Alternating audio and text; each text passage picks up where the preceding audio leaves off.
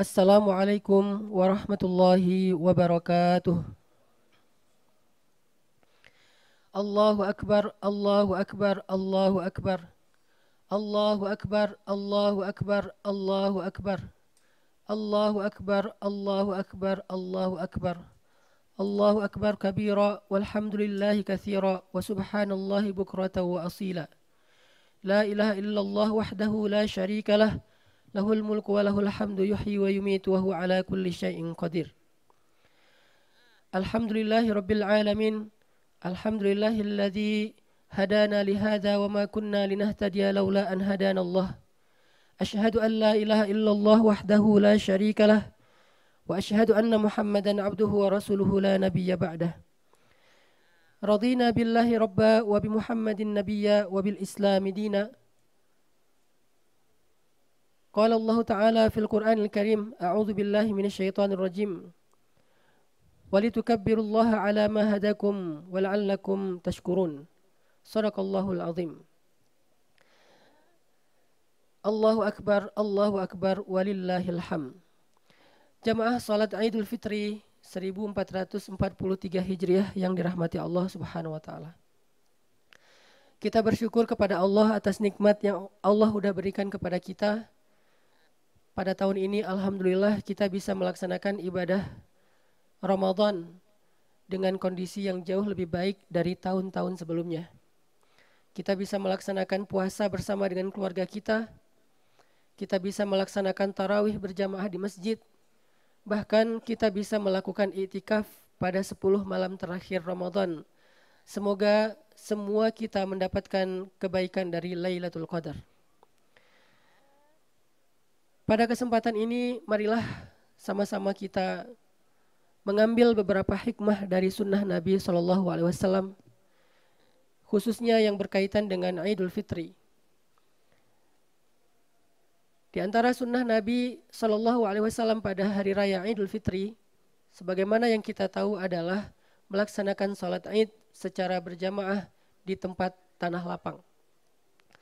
Kenapa sholat Id ini lebih utama diadakan di tanah lapang walaupun boleh dilakukan di dalam masjid dibandingkan dengan sholat wajib berjamaah yang memang lebih utama dilakukan di dalam masjid daripada di luar masjid? Karena pada kesempatan sholat Id, Rasulullah SAW memanggil kaum muslimin, laki-laki dan perempuan, untuk hadir bersama berjamaah dan melaksanakan sholat Id serta mendengarkan khutbah Id. Kenapa diadakan di tanah lapang tidak di dalam masjid? Agar perempuan-perempuan yang sedang haid punya kesempatan juga untuk tetap ikut melaksanakan rangkaian ibadah tersebut walaupun hanya mendengar khutbah. Itulah kenapa Nabi SAW mengadakan sholat Id itu di tanah lapang, agar perempuan-perempuan yang haid ataupun yang nifas ataupun yang dalam keadaan tidak suci, mereka tetap datang untuk beramai-ramai mensyiarkan Islam dengan sholat Idul Fitri atau Idul Adha, walaupun mereka tidak ikut sholat, hanya saja mendengarkan khutbah. Ini adalah salah satu sunnah Nabi SAW pada hari raya Idul Fitri dan Idul Adha. Sehingga penting bagi kita setelah melaksanakan sholat Id untuk mendengarkan khutbah. Semoga dengan khutbah yang kita dengarkan, kita jadi tahu apa hal terbaik yang bisa kita lakukan hari ini, atau khususnya pada hari Yaumul Idul Fitri. Hari Idul Fitri adalah hari berbahagia. Makanya di antara sunnah Nabi dalam hari Idul Fitri itu adalah sukacita. Nabi SAW pada hari Idul Fitri, sebelum beliau berangkat ke masjid, maka beliau mandi, kemudian bersih-bersih, potong kuku dan seterusnya, memakai pakaian yang terbaik yang beliau punya, kemudian bersama-sama dengan keluarganya datang ke masjid ataupun ke tanah lapang untuk melaksanakan sholat Id. Dalam kondisi seperti ini, Nabi SAW mencontohkan ekspresi kebahagiaan beliau dengan takbir. Kenapa ada sunnah takbiran pada hari Idul Fitri dan Idul Adha? Walitukabbirullaha ala ma hadakum, agar kalian bertakbir kepada Allah sesuai dengan petunjuk atau syariat Allah, la'allakum tashkurun, supaya kalian bersyukur. Takbir adalah ekspresi rasa syukur kita kepada Allah Subhanahu wa taala. Atas nikmat apa? Atas nikmat Ramadan yang sudah kita lalui. Atas nikmat Idul Fitri yang sedang kita jalani. Atas nikmat Islam, syariah, iman yang Allah berikan ke dalam hati kita. Sehingga kita mengekspresikan kebahagiaan dengan takbir kepada Allah Subhanahu wa taala. Dan itulah sebaik-baik ekspresi kebahagiaan seorang mukmin ketika dia bertakbir. Bahkan para sahabat bukan hanya bertakbir ketika Idul Fitri saja, mereka sering melakukan takbiran untuk mengekspresikan rasa syukur mereka terhadap banyak kebaikan dari Allah Subhanahu wa taala. Termasuk salah satunya adalah ketika Allah berikan kemenangan-kemenangan dakwah bagi mereka. Ketika Fathu Makkah, maka para sahabat bertakbir keliling Ka'bah, keliling kota Makkah, di antara lorong-lorong dan gang-gang yang ada di Mekah untuk menunjukkan kebahagiaan mereka kepada Allah serta rasa syukur mereka kepada Allah. Itulah ekspresi kebahagiaan yang paling baik. Selain takbir yang kita lakukan dalam satu hari ini, dari mulai ba'dal maghrib semalam sampai nanti maghrib, maka sunnah Nabi yang lain adalah bergembira dengan cara bersuka cita. Tidak boleh ada satupun orang di hari Idul Fitri bersedih hati. Maka itulah kenapa Nabi SAW mengajarkan kepada kita agar memperhatikan orang-orang di sekitar kita. Dan Allah mensyariatkan kepada kita zakat fitrah. Kenapa ada zakat fitrah setelah zakat mal? Walaupun biasanya kita juga mengeluarkan zakat mal di bulan Ramadan setelah 1 tahun kita mendapatkan rezeki dari Allah. Kenapa ada zakat fitrah? Dan kenapa zakat fitrah ini berbentuk beras? Tidak seperti zakat mal yang boleh berbentuk uang. Walaupun juga zakat fitrah menurut jumhur ulama boleh dikeluarkan dalam bentuk uang. Tetapi untuk membeli beras. Kenapa? Karena Allah Subhanahu wa taala ingin pada hari Idul Fitri tidak ada satupun di antara kaum muslimin yang tidak bisa makan. Pada hari Idul Fitri tidak ada satupun orang yang beriman yang kelaparan di rumah mereka, sedangkan tetangga mereka mendapatkan makanan yang layak. Sehingga ada mukmin yang sedih karena tidak bisa makan, itu tidaklah mencerminkan semangat dari Idul Fitri. Itulah kenapa ada syariat zakat fitrah. Tetapi zakat fitrah bukan hanya sekedar sebuah ritual, dia adalah sebuah pesan moral yang perlu kita terjemahkan dalam perilaku kita. Bahwa pada hari Idul Fitri, kita belajar untuk lebih care. Kita belajar untuk lebih rahmah. Kita belajar untuk lebih peduli kepada sesama. Makanya ada sebuah kisah yang luar biasa di zaman Nabi. Ketika suatu hari, di pagi hari raya Idul Fitri, Nabi keluar dari rumahnya dan bertemu dengan seorang anak kecil. Anak kecil ini duduk di pojok jalan, dia tidak ikut bermain-main dengan kawannya yang lain. Dia duduk sendiri dengan wajah yang murung. Kemudian Nabi bertanya, "Ya gulam, wahai anakku, kenapa kamu di sini sendiri? Kenapa kamu tidak bermain dengan teman-temanmu? Kenapa kamu tidak bersama dengan keluargamu?" Maka anak ini mengatakan, "Saya anak yatim. Saya tidak punya makanan ataupun pakaian yang layak. Saya tidak bisa bermain dengan teman-teman saya. Mereka semuanya mendapatkan pakaian yang baru." Kemudian Nabi SAW mengusap kepala anak ini dan mengatakan, "Maukah engkau ikut bersamaku? Lalu menjadikan ibunda Aisyah sebagai ibumu, Fatimah sebagai kakakmu, dan aku sebagai ayahmu." Barulah anak kecil ini tahu kalau yang menghampirinya adalah Rasulullah SAW. Maka Nabi membawa pulang anak ini ke rumah beliau dan dijadikan bagian dari keluarga beliau untuk mendapatkan hak-hak kebahagiaan di hari raya Idul Fitri. Ini adalah sebuah makna dan terjemah dari zakat fitrah, di mana di hari Idul Fitri kita belajar rahmah, belajar kasih sayang. Dan tidak boleh ada satupun di antara keluarga muslim, keluarga mukmin yang pada hari Idul Fitri justru mereka melakukan hal-hal yang menistakan semangat Idul Fitri. Seperti apa? Mereka tidak bersuka cita. Justru di hari Idul Fitri mereka berduka cita. Di hari Idul Fitri mereka bersedih. Di hari Idul Fitri mereka bertengkar. Di hari Idul Fitri mereka ribut suami dan istri. Inilah pelanggaran terhadap syiar dan semangat dari Idul Fitri. Karena semangat dari Idul Fitri itu adalah al-farah was-sa'adah, kebahagiaan dan kesenangan. Sehingga tertawanya seseorang di hari Idul Fitri adalah ibadah. Senyumnya seseorang di hari Idul Fitri adalah ibadah. Bersenda gurau dengan keluarga di hari Idul Fitri adalah ibadah yang paling Allah suka. Sehingga hari ini adalah hari kebahagiaan bagi kaum muslimin. Allahu Akbar, Allahu Akbar, Allahu Akbar, walillahil hamd. Di antara Semangat lain dari Idul Fitri yang diajarkan Nabi SAW adalah semangat sil man qata'aka, menyambung siapa yang memutuskanmu. Kita sering mendengar istilah silaturahim atau silaturahmi. Tetapi banyak dari kaum muslimin di Indonesia memaknai silaturahmi itu hanyalah dengan bertamu ke rumah orang yang dia kenal. Bertamu ke rumah keluarga, bertamu ke rumah sahabat, bertamu ke rumah partner kerjanya, atasan dan seterusnya. Itulah pemaknaan dari silaturahmi yang terjadi di Indonesia. Lalu mari kita tanya kepada syariat, kepada Al-Quran dan Sunnah, apa makna yang sebenarnya dari silaturahmi atau silaturahim. Silaturahim itu berasal dari dua kata, silah dan rahmi. Silah artinya menyambung, rahmi artinya kasih sayang. Artinya maksud dari silaturahmi itu justru objeknya adalah orang yang sedang terputus. Kata Nabi, sil man qata'aka, sambunglah orang yang memutuskanmu. Bukan sambunglah orang yang tersambung denganmu, tetapi sambunglah orang yang memutuskanmu. Apa maksudnya? Hari Raya Idul Fitri adalah sebuah momentum bagi kita untuk menyambung kembali hubungan kekeluargaan kita yang sudah terputus.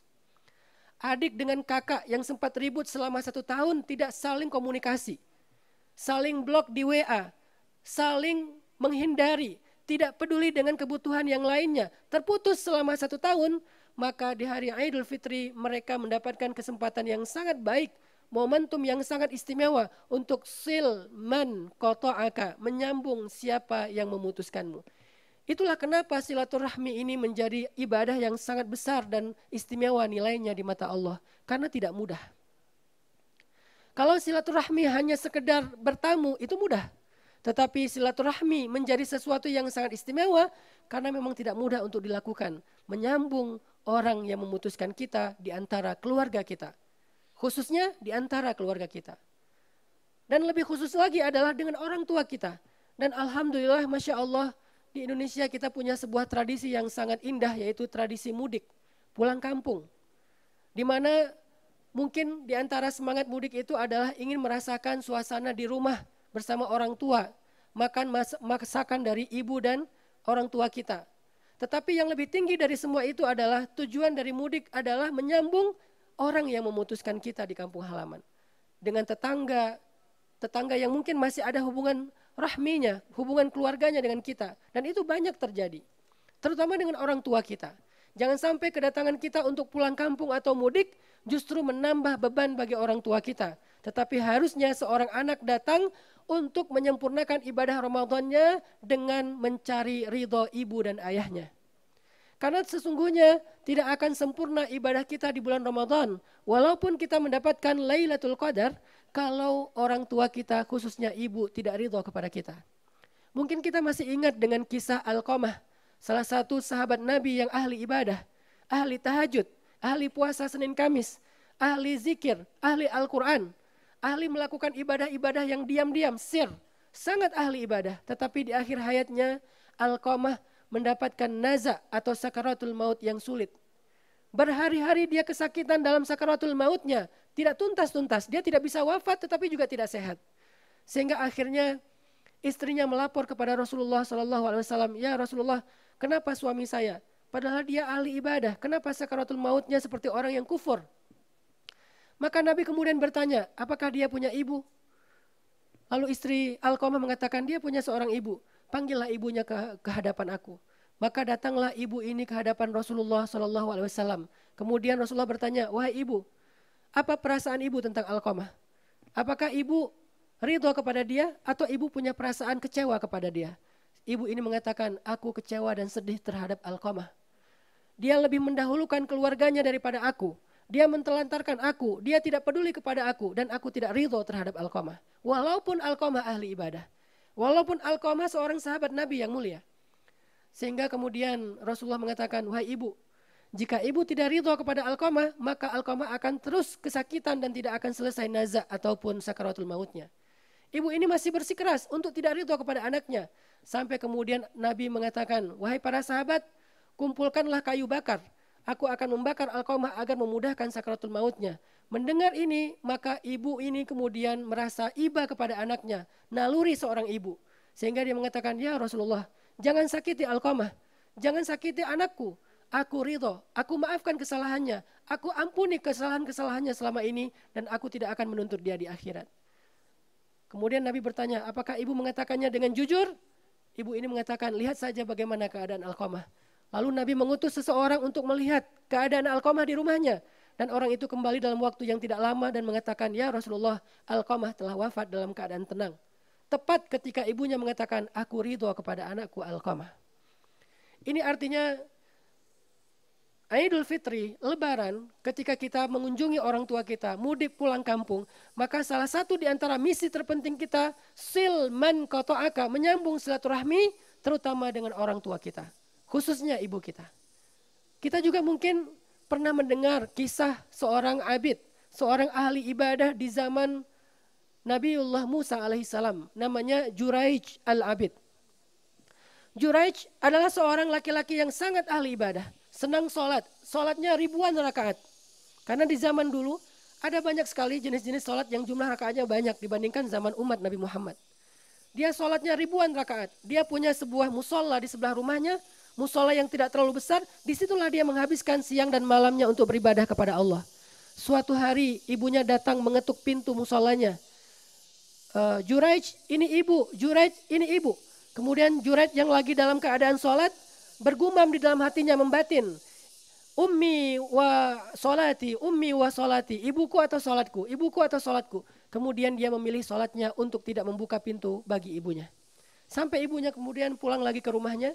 Hari berikutnya ibunya datang lagi, mengetuk pintu, ummi wa solati, dia memilih sholatnya. Ibunya pulang lagi, berkali-kali seperti itu, kemudian ibunya berdoa, ya Allah, jangan terima ibadah Juraij sampai engkau utus kepadanya seorang perempuan pelacur.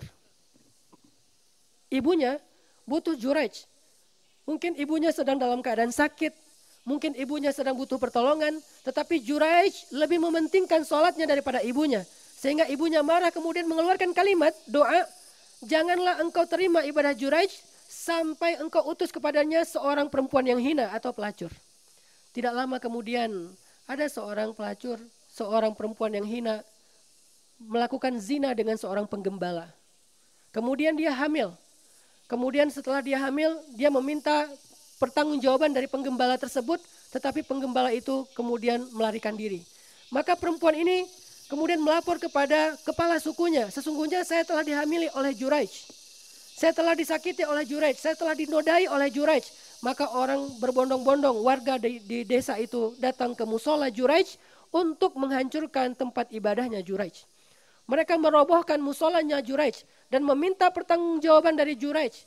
Sehingga setelah perempuan ini melahirkan anak, kemudian mereka membawa perempuan dan anak ini kepada Juraij, meminta pertanggungjawaban Juraij. Lalu kemudian Juraij berdoa kepada Allah, ya Allah selamatkanlah saya. Kemudian Juraij datang kepada ibunya, ibu maafkanlah kesalahanku. Ini adalah kedurhakaanku terhadap ibu sehingga Allah memberikan saya ujian dengan datangnya seorang perempuan pezina dan pembohong yang menuduh saya telah menodai dia. Dan saya harus bertanggung jawab terhadap anaknya yang bukan anak saya. Setelah dia mendapatkan ridho ibunya, tiba-tiba bayi itu bisa bicara. Ini adalah satu dari 3 bayi dalam sejarah Islam yang bisa berbicara seperti bayinya Isa alaihissalam. Bayi ini kemudian berbicara mengatakan, ayahku bukanlah Juraij. Juraij adalah seorang al-abid, ahli ibadah, orang yang solih. Ayahku adalah seorang penggembala yang telah melarikan diri dan tidak bertanggung jawab. Barulah kemudian masyarakat di situ tahu bahwa Juraij tidak bersalah. Kemudian mereka meminta maaf kepada Juraij dan mengatakan, wahai Juraij, jika engkau mau maka kami akan mengembalikan musolamu, membangunnya lebih bagus dengan bahan-bahan terpilih dari batu-batu yang terpilih. Kemudian bahkan kami jadikan di antara bangunan ini ada emasnya. Juraij mengatakan, aku tidak membutuhkan bangunan yang megah. Bangunlah kembali musolaku seperti sedia kala. Maka kemudian musola itu dibangun seperti sedia kala dengan bahan-bahan yang sederhana dan Juraij melanjutkan ibadahnya. Ini adalah salah satu kisah dari kisah-kisah yang mulia yang diriwayatkan oleh Rasulullah SAW tentang betapa pentingnya ridho ayah dan ibu bagi seseorang. Betapa pentingnya ridho ayah dan ibu walaupun bagi seorang ahli ibadah. Tidak akan Allah terima ibadah seseorang yang dia kehilangan ridho dari ayah dan ibunya. Bahkan Nabi SAW pernah bersabda, ketika malaikat membawa naik ke langit amal-amal anak cucu Adam, maka kemudian di antara amal-amal itu Allah berfirman, amhilu hadain hatta yastaliha. Tahan amal dua orang ini sampai mereka berdamai. Artinya apa? Siapa yang tidak bisa menyambung silaturahmi, siapa yang memutuskan silaturahmi, siapa yang tidak mau saling berkomunikasi di antara muslim lebih dari 3 hari, maka amalnya tergantung antara langit dan bumi, walaupun dia ahli ibadah pada malam Lailatul Qadar. Inilah pentingnya Idul Fitri. Walaupun kita tahu Ramadan adalah bulan yang paling mulia, Ramadan di dalamnya ada satu malam yang lebih baik daripada 1000 bulan, tetapi semua kebaikan Ramadan itu tidak akan sempurna jika pada hari Idul Fitri kita tidak menjalankan syariat Idul Fitri. Salah satunya adalah sil man qata'aka, sambunglah siapa yang memutuskanmu. Semoga Allah Subhanahu wa taala melapangkan dada kita untuk mau bersilaturahmi, menyambung kembali hubungan yang terputus di antara keluarga kita. Karena ini membutuhkan kelapangan dada. Suatu hari Abu Bakar pernah marah kepada salah satu di antara keluarganya. Dan wajar Abu Bakar marah karena keluarganya itu, laki-laki tersebut memfitnah putrinya Abu Bakar. Hadisul ifki, berita bohong, hoax. Di mana Aisyah radhiyallahu anha dituduh berzina dengan seorang sahabat. Maka salah satu di antara yang menyebarkan fitnah itu adalah salah satu orang yang selama ini sering dibantu oleh Abu Bakar. Laki-laki di antara keluarga Abu Bakar yang sering mendapatkan bantuan dari Abu Bakar. Dia ikut menyebarkan fitnah tentang Aisyah. Maka kemudian Abu Bakar bersumpah, demi Allah, saya tidak akan lagi membantu dia dan saya tidak akan lagi peduli kepada dia. Setelah Abu Bakar bersumpah, Allah Subhanahu wa taala kemudian menegur Abu Bakar di dalam surat An-Nur ayat 22. Janganlah orang yang memiliki kelebihan harta di antara kalian bersumpah untuk tidak lagi membantu saudaranya, keluarganya, atau orang-orang yang sedang fi sabilillah. Wal ya'fu wal yasfahu, kata Allah. Hendaklah dia memaafkan dan berlapang dada. Ala tuhibbuna ayyaghfirallahu lakum? Tidakkah kalian suka jika Allah mengampuni dan memaafkan kesalahan kalian? Setelah ayat ini turun, Rasulullah memanggil Abu Bakar, ya Abu Bakar, apa yang engkau lakukan sampai Allah menurunkan ayat ini? Kemudian Rasulullah membacakan ayat ini kepada Abu Bakar. Abu Bakar menangis. Langsung setelah mendengar ayat ini dibacakan oleh Rasulullah, Abu Bakar pulang ke rumahnya, mengambil berbagai macam kebaikan, gandum, kemudian korma, semua yang baik-baik, roti diambil dari rumahnya, dia pergi ke rumah orang yang tadi dia sumpahi. Kemudian dia mengatakan, mulai hari ini, jika engkau membutuhkan sesuatu, bilang kepada saya. Jika engkau membutuhkan sesuatu, datanglah kepada saya. Inilah kelapangan dada Bapak Ibu jamaah salat Id yang dirahmati Allah. Enggak mudah, tetapi ini harus kita coba untuk menyempurnakan ibadah-ibadah dan kebaikan kita di bulan Ramadan. Allahumma inna nas'aluka ridhaka wal jannah wa na'udzubika min sakhatika wan nar. Ya hayyu ya qayyum birahmatika nastaghis. Aslih lana sya'nana kullah wa la takilna ila anfusina tarfata ain.